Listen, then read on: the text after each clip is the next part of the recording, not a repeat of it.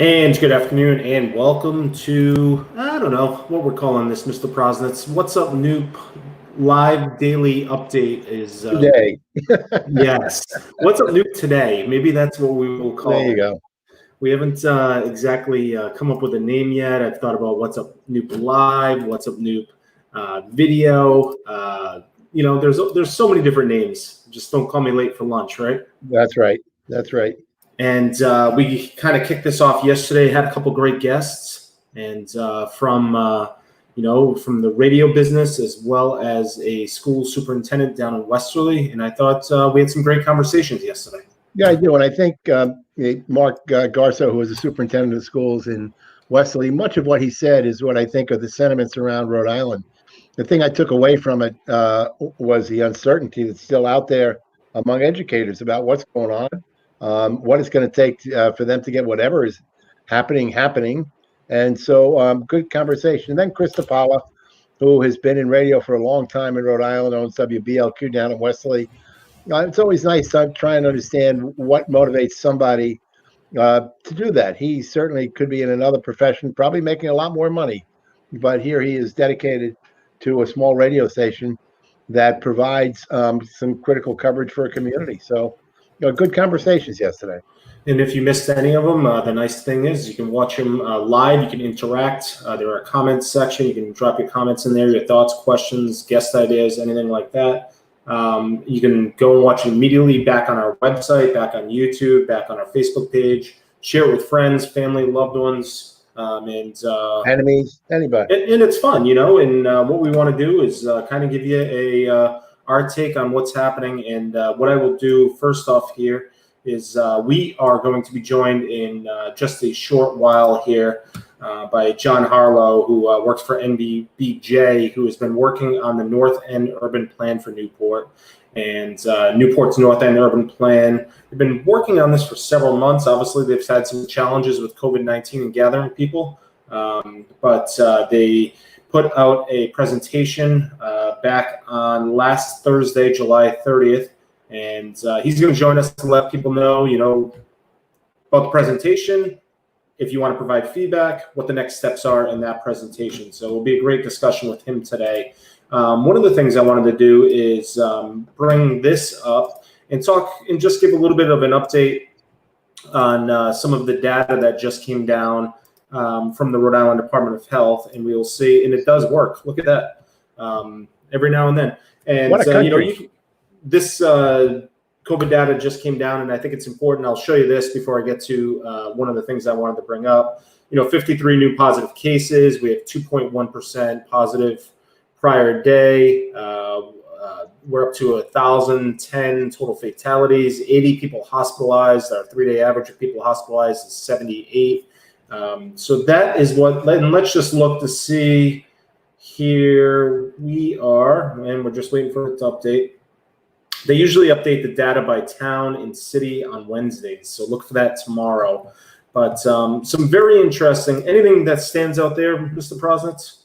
No, I'm just looking to see what the trend might be. We've heard a lot of people talk about we're starting to trend upwards a little bit, but as I'm looking at these charts, they're small, so it's hard to see. It doesn't appear that way. No, and one of the things that I wanted to present that first because there was a bit of news that just came down. And just kind of shows you the direction we're going into. And this is from, let's see here, we are going to go with WJAR. And, for a while, Rhode Island was trending in the right direction. And 123 new cases today, Ken Abram just sent me. But, we got this now. And Rhode Island added to Connecticut, New Jersey, New York quarantine travel order. So if you're heading to Connecticut, New Jersey, or New York for more than 24 hours, you got to quarantine. Wow. So this just came down in the last hour or so. Connecticut just added Rhode Island. So 3 states that anyone entering from Rhode Island should quarantine for 14 days. So we're not doing as hot as we once were. So what does that 123 compare with, say, for a week ago? Do we know? Oh, that's a good question there. We're trending upward. There's several reports. Let's see here if I can do that quick. But the governor will have her press briefing Wednesday at 1 p.m. and What's Up Newp will carry it live as it happens, 1 p.m. on Wednesday. So we will have that discussion tomorrow. I'll have to dig up that data. Ken Abrams from What's Up Newp just texted me, said it's almost double last week's average. I'm going to have to step away for a second. Let's see here. Yeah, and Mr. Frank is going to step away for a second. One of the things I will do is let you know about tonight. Later on today, there will be a Newport City Council meeting. And let me see if I can pull this up here. There will be a workshop. And let me pull this up for you as Frank steps away. And maybe we can get him. What we'll do is we'll remove him for a couple minutes. And we will bring this up. There will be a workshop at 4:30 p.m. today. What's Up Newp will carry it live on our Facebook page as well. And I will show you a little. This is our morning newsletter if you don't already receive it. But Newport City Council will be meeting today at 4:30 for a COVID-19 update and a vote on an extension of the state of emergency. Of course, Rhode Island has been under a state of emergency since March, and the city of Newport as well. And the city council will also discuss and vote on a resolution regarding whether future council meetings should continue to be held with the council in the chambers or everybody separately on Zoom. Councilor Lynn Segley recommended and is putting a resolution forward tonight where she would bring the council back in front of Zoom instead of in city council. She thinks that people can interact, and I got you back here, Frank. So that will be happening at the workshop today, and we will carry it live on our Facebook page. And if you have not already signed up for our daily brief, this goes out at about 7 a.m. every morning. Includes a little bit of, here's what we're going to be chatting about today, the North End Urban Plan. Tells you about the tropical storm, and we're under tropical storm warning right now. Mayflower is expected to arrive here in Newport on Thursday afternoon. We'll be in Newport, docked at Fort Adams until Saturday. And then, a whole bunch of good information that I include and write up every single morning where you can go and find out what's happening new and to do. So if you haven't already signed up, what we'll do, Mr. President, it's all okay on your end. Do you know what I did, Frank? You're good now. I put you on mute for a minute. Yeah, a lot of people do that. Yeah, everything's okay. All right. And you know what? We have John here early, so why don't we bring John on and we'll dive into this. Let me get to Elaine's question first about COVID. Let's see. Has the death rate been going up? If not, then the increase in positives. Well, you asked me a question that I don't have the answer to right in front of me, but let's see here. Let's see if I can do this. This is the joy of being live, is we can show things and respond. And I'm just going to add this to the stream. And let's see here. When we look at, we have people hospitalized. Let's see if we can find that answer for you quick. I don't know if we can. Well, I would dispute the premise a little bit that to strictly relate the impact of the virus to death rate is also deals a lot with hospitalizations. Also deals a lot with people who are at home recovering and who are suffering illnesses, and so I think you can't presume that because the death rate isn't going up, it's okay if the rate of infections goes up. Yeah, you've got to measure it all. And forgive me for my politicism here, but that's a Trumpian way of kind of view things. Yeah, and Rhode Island Department of Health's website is a little frozen right now, so we will skip that. But what we'll do is we'll bring John up here and we will start talking about the North End Urban Plan. And good afternoon, Mr. Harlow. How are you? I'm well. How are you, Mr. Belmore? I'm doing all right. We have Frank Kosnitz here as well. And what we'll do is I will try to help you out here in case you need some visuals of what people would like to see. So I guess, NBBJ has been working on this project, and it's been a unique one because of COVID-19. And, kind of tell us, I guess for those that are first hearing about it, there was a presentation and you're very far along in the process now. But tell us, where you've come from, where you've been, and what this plan, why this plan is coming along. Well, I guess we sort of started out like the Newport Daily News or something, and then over the course of the plan, we turned into What's Up Newport, because it was relatively conventional planning process at the beginning, where we met a lot of the players, including RIDOT, who's in charge of the Pell Bridge ramp realignment, and then also various city departments and community organizations. And then that led into a series of meetings with neighborhood associations like The Point and North End Neighborhood Association, and then also with the Chamber of Commerce and businesses like the Tradesman Centers.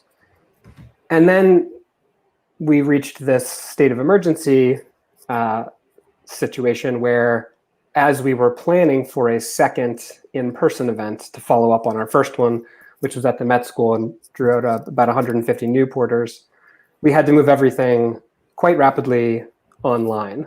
And that comes with a variety of challenges, but then we sort of turned into What's Up Newport, I guess. And we moved what was going to be an event in person at Innovate Newport onto a survey platform called Qualtrics, and that was hosted on the co-urbanized site that you have been showing, Ryan. And we got a lot of responses to that survey. It was long, probably took over an hour to do if you took the whole thing, and we got, I think, over 100 people to do so, and then interpreted those responses and produced a draft plan, which was shared with the steering committee a few weeks ago for the project, and then with the public after refining based on the steering committee comments on Thursday. And we had about 80 folks out on a Zoom meeting that was announced through our channels and email, and then also by the city. And that was the first opportunity for the public to take a look at the plan and give feedback on where we've landed on a lot of the stuff. So that was last Thursday. We are sifting through what we got from those 80 people, and the city has taken that plan onto their side, and staff is reviewing it. Hopefully it will go from staff to the planning board sometime this month. And I know that you were hired to put together this plan, but can you talk to a little bit about why this plan is important for the average voter or business owner in Newport? So this plan is important because it follows on an existing effort from 2017, comprehensive land use plan, and is attempting to shape the future development of the remaining area in Newport that is likely to change dramatically. So most of Newport that has ocean access and ocean views is not likely to be changed from a development perspective at any point. And then downtown has sort of a certain village feel and is unlikely to see a lot of change. A lot of residential means that things won't change drastically. But in the north end, when the ramps move, a lot of land is freed up. You have new owners coming into the Newport Daily News building. You have a lot of housing authority land that has not been developed. And this plan will shape how that all turns into buildings or parks and other things in the future. So it's been very important to understand from the perspective of all Newporters, but especially those in the north end who are most affected, how people get to and from the north end of Newport downtown, and what the important factors are for development for North Enders and the rest of Newport. John, can you just walk us through the next steps and what your goal is and when you expect to be done with your part of this project? My part is primarily over. I am sort of the listener in chief, and I've had my ear to the ground in Newport trying to make sure that everyone who had specific things that they wanted heard was heard and then included into the process. So what we're doing now is we started out in January did a bunch of meetings, brought maps to people and to different groups, some of the health equity zone working groups, and neighborhood associations, et cetera.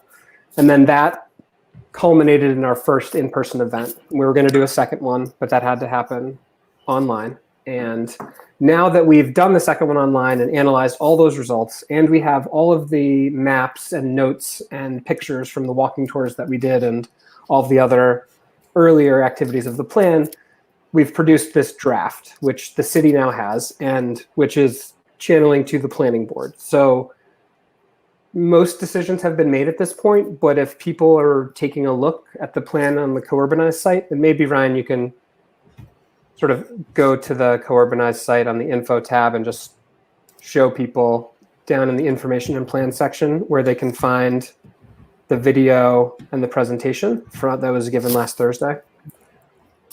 So those are up on the site. And then if anyone wants to take a look at them, that's why they're there. And if you have any thoughts or opinions, we have this feedback tab that you can visit and answer. We have like one question posted, and the question is basically, do you have feedback on the draft as it exists?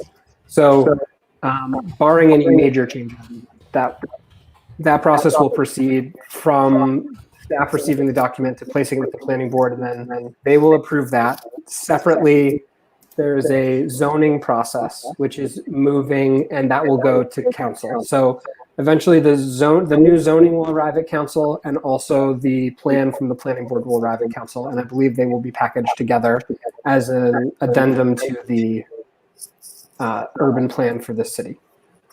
Have you been given any indication on how soon the council will act on those? Council probably won't get the zoning until fall. That's the time. That's the word I've heard. So I don't know if that means September 1st. It sounds to me like it's unclear at this point exactly when, but hopefully before the end of the year. I would be surprised if it were next year, but I would anticipate it happening this year. Now, I'm also presuming that what's not included in this plan is much tourism, but rather a change in some of the direction of at least that part of the city. Well, as I have come to learn, there's a lot going on in Newport. And I think that the city wanted to put this plan together to address a particular economic development vision. The city feels like Newport has an edge in the blue economy and marine trades, and wants to plan the north end to support those existing businesses and build on that foundation where Newport has a competitive advantage because of its historic relationship with the Navy and the contractors that are nearby, and then also the various oceanfront access. What we know about tourism in terms of this plan is that people are relatively opposed to hotel development. There wasn't much discussed within the actual study area for the plan, but people in particular were coming out against hotels and had told me a lot about other hotel development in the city because they were worried about the old Navy hospital site being developed as a hotel. So the way that the plan touches tourism more directly than accommodations is with travel. So one thing that RIDOT had promised in its initial Pell Bridge ramp realignment plan was a park and ride, which would be a place that cars coming off the bridge could park and stay while the people in them would then go downtown and go to the mansions or do other tourist things in Newport. Our plan suggests an alternative location for that. The park and ride that RIDOT had proposed was likely only to serve that one use. And from our understanding of the parking dynamics in Newport, that meant that maybe 30 days a year, that parking lot would receive any use or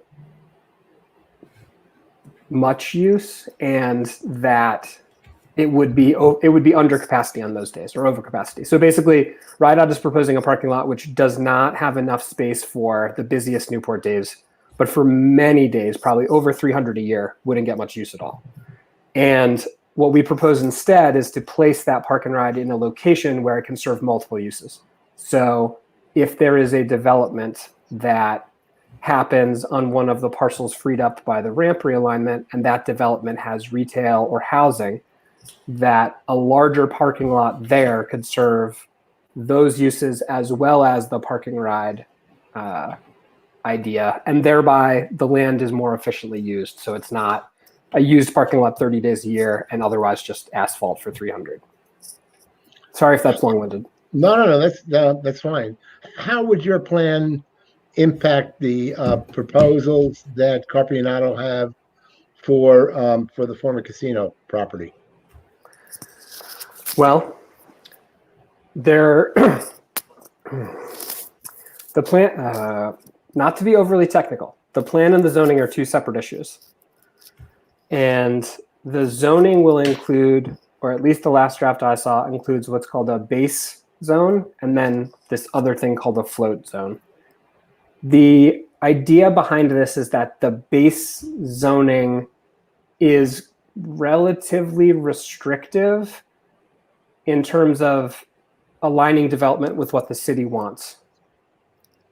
If you want to use the float zone, you have to enter what amounts to a negotiation process with the city.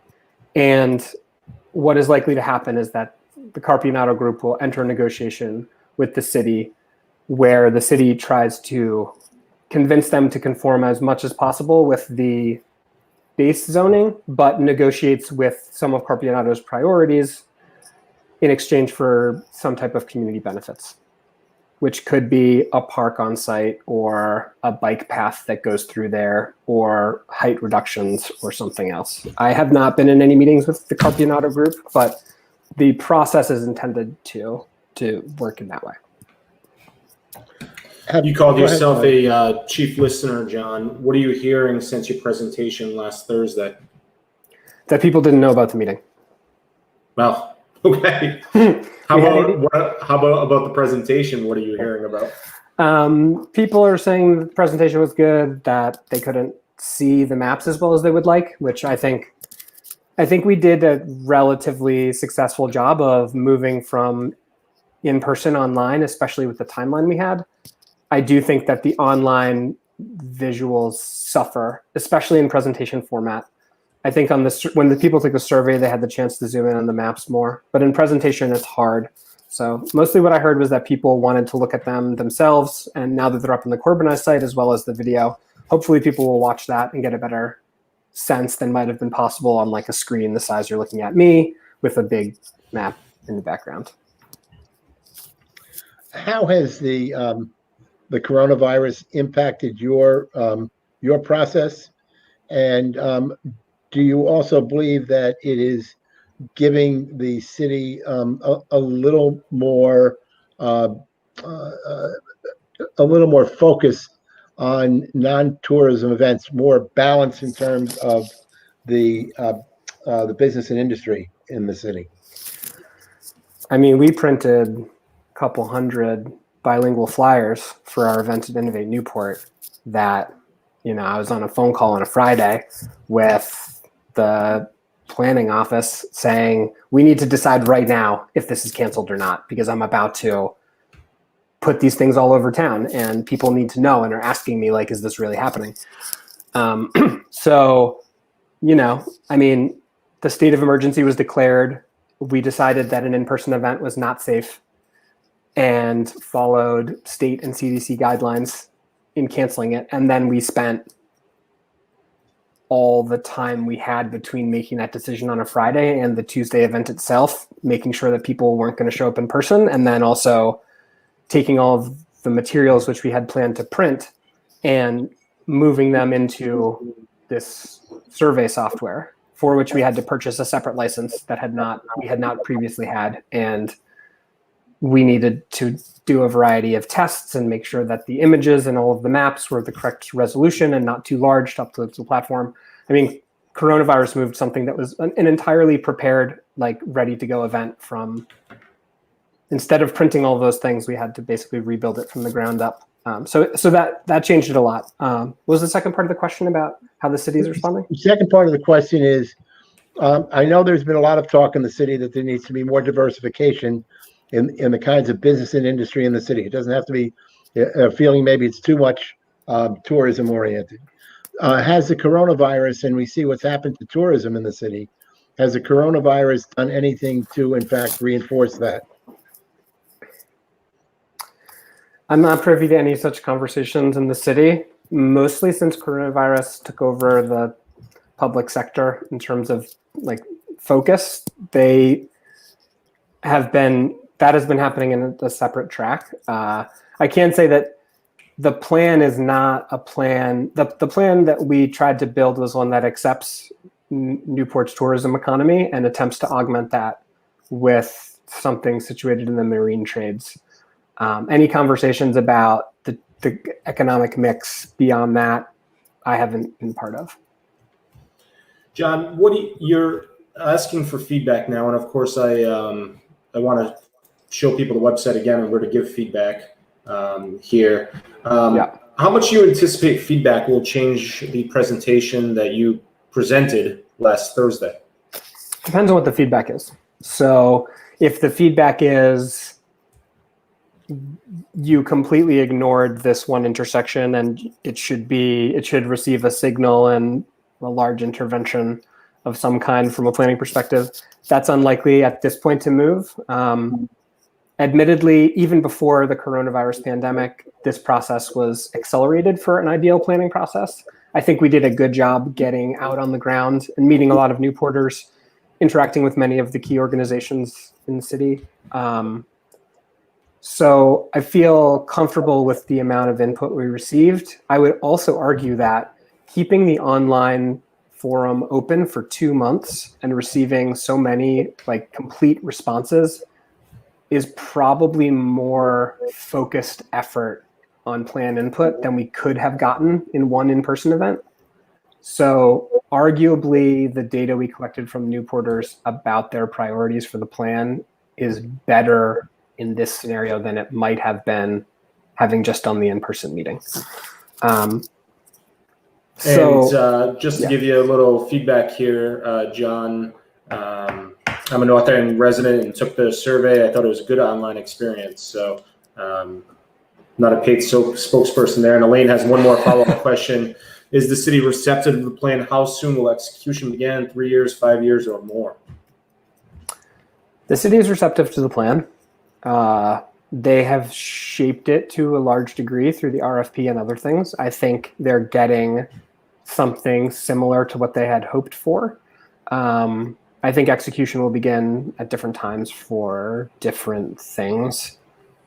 For example, the Navy Hospital, unclear when and if the city receives that property. Everyone is kind of motivated, but there are other forces at play. So that might be as soon as the Navy disposes of the property to the city, that could move, but there's no timeline to know when that is. Similarly, many things in the plan are contingent on resources, and the idea is that even though it may not be controversial how the stormwater flows in Newport in terms of understanding it physically, we know where the stormwater moves. We have a sense for how big pipes should be, where there should be gates. No one is really arguing about this. It's not politically controversial, but where the money comes from to make the drainage in the North End work in the way that it could to significantly reduce flooding is a question of when the money is available and that is the priority that the city chooses to pursue or some other organization. Given the effect of coronavirus on state and local budgets, I think predicting any timeline for planned implementation would be, I wouldn't take much stock in anyone's predictions about it. How long is the feedback portion of the website open for? I'm not entirely sure, but to return to the earlier point about feedback, we're happy to act on smaller feedback. We feel like the process has been robust enough that if one or even a few individuals want to make a major point about how the plan should be significantly different, I doubt that the city would be receptive to that this far along in the process. I think we will probably keep the portal open until approximately a week before the plan goes to the planning board, or maybe even thereafter. We'd have to discuss with the planning board. I know Kim Salerno has been in almost every meeting we've had for the project and has been very involved. So I would imagine that NBBJ will discuss with them how long they want to keep receiving input, because as long as the city receives input and wants NBBJ to make any changes, they have to keep paying NBBJ. So at some point, that will have to stop. I'm not sure exactly when, but I would guess before it goes to planning board, although potentially there could be public comment during the planning board. I'm not sure if those meetings are open to the public, but if you're interested in keeping tabs on the process, that would be. And just to give a note, planning board meetings are able to view online, and you can participate in that way as well. cityofnewport.com for more information on that. Go ahead, Frank. John, if you had a crystal ball and you took a look at the north end 7 years from now, what's it going to look like? I might be able to save you by asking you, I've assumed that you've done a lot of these for cities and towns. How often does the city and town move forward with all of your recommendations and your plans? Maybe I'll kind of save them there a little bit, Frank. Here, I'll tell you a story. Sure. I'll tell you a story. I like them laughing and squirming. All right. So first of all, in general, I think prediction is folly, and I can show you a bunch of examples. I think it's much easier to predict tomorrow and 50 years out than it is to predict like 1 year out to 30 years out. So in terms of 7, I have no idea. I mean, with all the stuff going on right now between global racial justice protests and pandemic and whatever climate throws at us, I mean, who knows? Perfect. To Ryan's question, I forgot. What was your question, Ryan? You've done a lot of cities and towns, I'm sure, plans. How often do they take the entire plan and move forward with it, or do they kind of cut it up and reshape it to their own? And, what can we expect on average usually happens with these type of plans? I think that on average,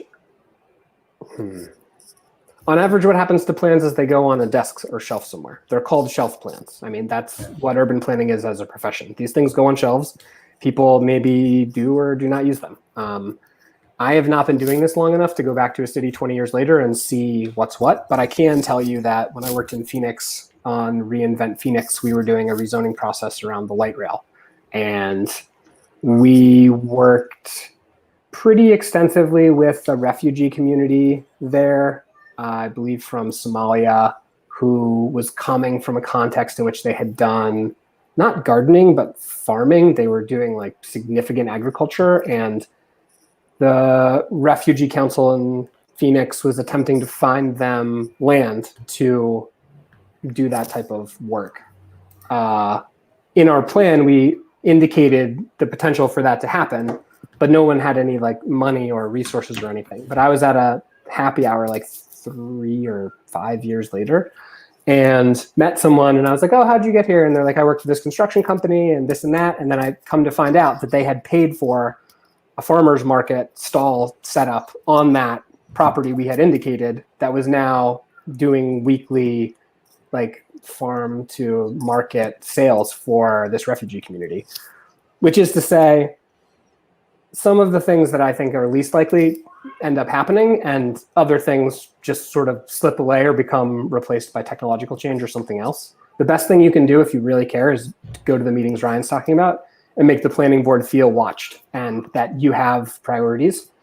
Make sure that your priorities are represented while they're meeting and talking about the plan. The planning board will have more power over this process than anyone else in the near future. There is one example of where a community and a state stayed with a plan was I started my journalism career in New Jersey, and one of the towns I covered was Edison, New Jersey. They had an area near the Raritan River. It was a pretty decrepit military base, Raritan Arsenal, I think it was, and they wanted to convert that into the largest industrial park on the East Coast. They put a plan together. They had rail traffic in there. They had the river. They were no more than a half hour from Newark Airport. And if you take a look at it today, they've accomplished everything they wanted to accomplish. They have hotels and residences up near the major roads. As they move further back towards the river, they have other industry, light industry, hotels. It's an amazing complex, and they stuck to the plan. They bothered to pay attention to the planners. I think it was Federal Warehouses out of Newark that actually put that together. That was many years ago, but to me, it's always stood out as an incredible example of a community and a state that bothered to follow the plan, and it works. There's thousands of people employed there, and actually beautiful park. That's a pretty cool story. I had not heard of that particular example. I'm sure there are many others where plans have totally come to fruition. What I've observed more often in my experience is less. It's hard to see what happens over the course of 20 or 30 years unless you look back at the old plans, which people don't often take time to do. But what I've seen is in many cities, zoning variances are easy to get. So when you go in and you want to violate whatever the plan dictates, can you get a variance? Many places, yes. And that weakens the integrity of the plan as a coherent, holistic document. So that's perhaps to say that when the political forces start to move in, then some of these plans start to dissolve. Yeah, I think there were probably a lot of plans for the Pell Bridge ramps, and I've seen a bunch of them. Peter Gennaro showed me some from 15 years ago. But we got new ones now. The old ones don't look like the new ones, and who knows what will actually happen with the bridge.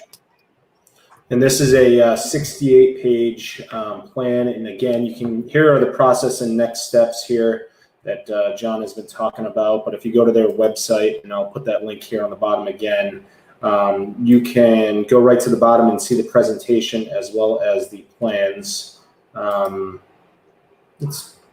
There it is. All of it's right here at the bottom. Video presentation and a whole lot more information. Lots of process there, John, and lots of process on the website. Did we miss anything today? I don't think so.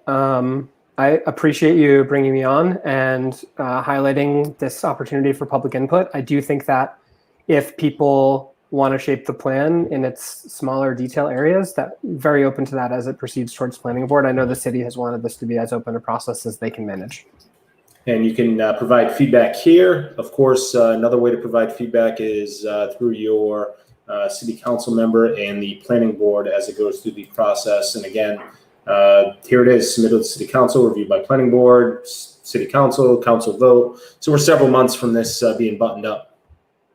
Yeah, I would think sometime in the fall, it will be complete and probably adopted as part of the general plan.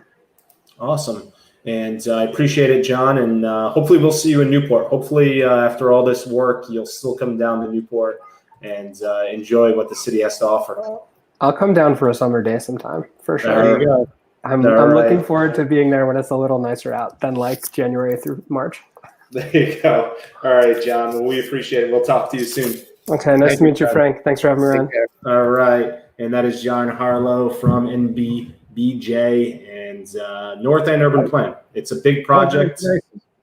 Lots of good information. Yeah, and it could change the way people come into the city and the way the city welcomes people is a lot of that could change. Yeah, my one caution to the city mothers and fathers. I remember when I was editor of the Business News, and the executive director of RIPEC, Rhode Island Public Expenditure Council, mentioned to me that the problem with Rhode Island is we didn't have a plan. So I called the head of planning in Rhode Island, and I posed that question to him, and he said, "We have a lot of plans up on the shelf." I said, "You ought to take one down." So it's one thing to get the plan done. It's another thing to execute what the plan suggests. And so it takes people who are committed to action. Absolutely. And, there are many in the community who would point to plans that have been done in recent years on city and state level and say it's just sitting on a shelf and not being implemented.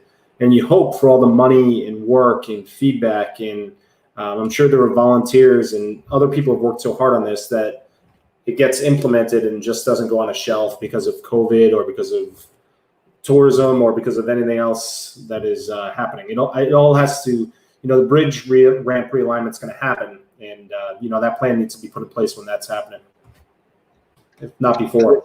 This is an incredibly important piece to the city's development. It gives the city an opportunity for a little bit more flexibility. Let's hope the politics doesn't get in the way. And, tomorrow what we're going to do is we are going to, let's see if I can get this to work here. I think I'm going to get this to work, but we're going to be joined by Senator Doran Oyer from District 13, which is Newport in Jamestown, and she is going to be joining us to talk to us all about that important information about election dates and deadlines.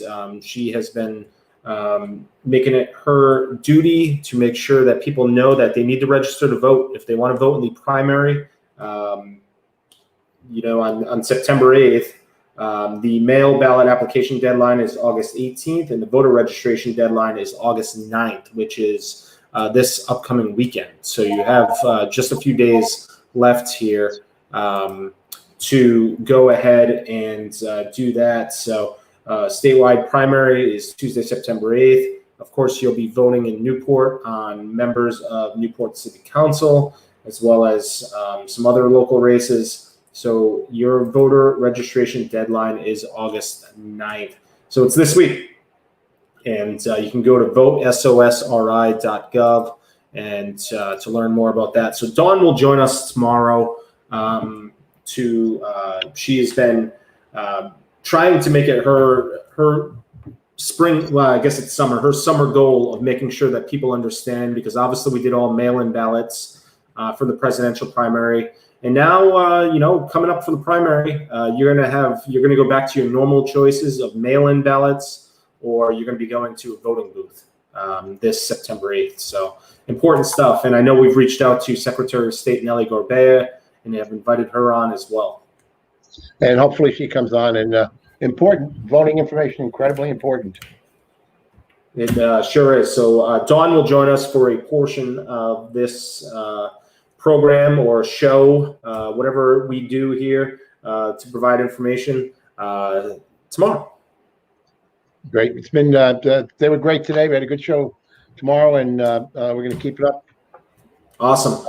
Frank, did we miss anything here today besides an update on your Baltimore Orioles? Baltimore Orioles are doing well. We're going to play again tonight. We did, though. There was if I'm correct, and I don't know the details on it, there apparently was a bombing in Lebanon while we were just before we went on down by the port. I can tell you what I'm reading now. A massive explosion shook Lebanon's capital, Beirut, on Tuesday, wounding a number of people and causing widespread damage. The afternoon blast shook several parts of the capital, and thick smoke billowed from the city center. Residents reported windows being blown out and a false ceilings dropping. The explosion appeared to be centered around Beirut's port and caused wide-scale destruction and shattered windows miles away. An Associated Press photographer near Beirut's port witnessed people wounded on the ground and widespread destruction in central Beirut. Some local TV stations reported the blast was at Beirut's port, inside an area where firecrackers were stored. So I'm sure there's been some things a little bit later than that, or updates from that, but it's we haven't heard of a bombing of that magnitude in a while. Yeah, and if that wasn't enough to worry about here today, just coming in from the National Weather Service is we have a tornado watch for Newport County, and National Weather Service has issued tornado watch in effect until 9 p.m. this evening for the following areas. And let's see here, Rhode Island, which includes 5 counties, so every county and every city. And of course, we are in a tropical storm warning, which we're looking at gusts 25 to 35 with gusts 55 miles per hour. This was last updated at 11:35 a.m. So tropical storm warning remains in effect for the remainder of this evening. And of course, this is all from the National Weather Service, and you can get that information. Hurricane local statement, and let's see here. Coastal flood advisory is what I was looking for, and we are looking from 7 p.m. to 11 p.m. Of course, it is also a full moon, so we're looking at 1 to 2 feet of inundation above ground level expected in low-lying areas near shorelines, in tidal waterways, 5.2 to 7.7 feet. So those two things just came in here from the National Weather Service, and we get Mr. Frank Prosnitz back here. Yeah, I keep popping up and down, you know. Yeah, like, busy day, huh? Yeah, you know, people like calling. They like, you know, see if I'm still around. They should be watching. You're one of those people that still have a home phone, so you can't silence it. You know what? My cell phone does not work well in the house. No, I would love not to have. I would love not to have a home phone. All But right. it doesn't work. All right, and let me see here. National Grid with a story out. National Grid preparing for tropical storm impacts. So, you know, taking the lawn chairs time up. It shouldn't be too bad, but certainly everybody is making sure people are warned and know about it. Yeah, and it's the beginning of the season, by the way. So be prepared for more storms like this. That's it. All right, Mr. Prosnitz. Well, thank you. Good. And we can. Yeah, what's fun is we can wrap this up whenever we want. That's right. That's right. All Here right. we are, 12:46. There we go. And tomorrow we'll be joined by Dawn Oyer at approximately 12:30, 12:45 for those who want to tune in then. Of course, you can watch it live. You can watch it after on our website, on our YouTube channel, and on our Facebook page. Mr. Prosnitz, we will chat tomorrow. We will. All right. That's going to do it for us today. On behalf of Frank Prosnitz, myself, and all of us here at What's Up Newp, thanks for watching.